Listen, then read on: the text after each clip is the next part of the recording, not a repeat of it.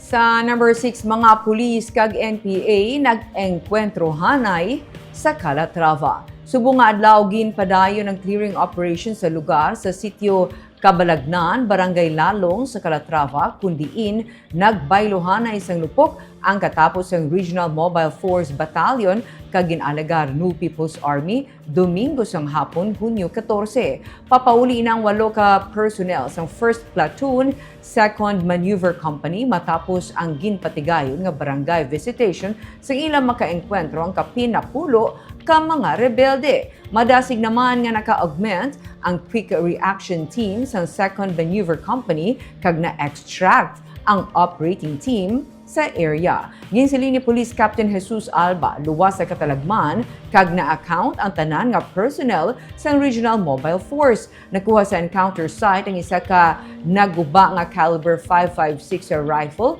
base sa report sang pulis.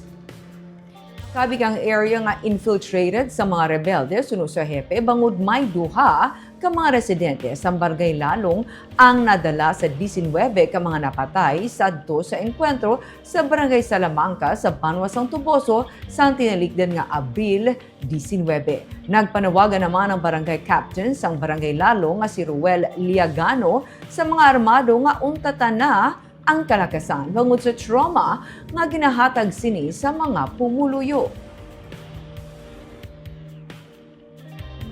So, amo to akong panawagan sa mga gahimo sang gahimo sang pagpaniro sa amon.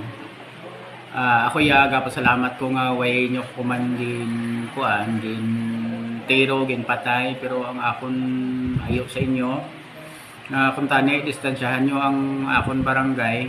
Bay ko kabalo kung NPA ka mo or hindi man ka mo NPA. Basta kung sino ka mo, maluoy ka mo sa akon pumuluyo, kay nagakakugmat na git sila kag nagakalatruma tungod sang mga nagakalatabo. Kag waygi ko na namian sa inyo ginaubra diri sa Barangay Lalong.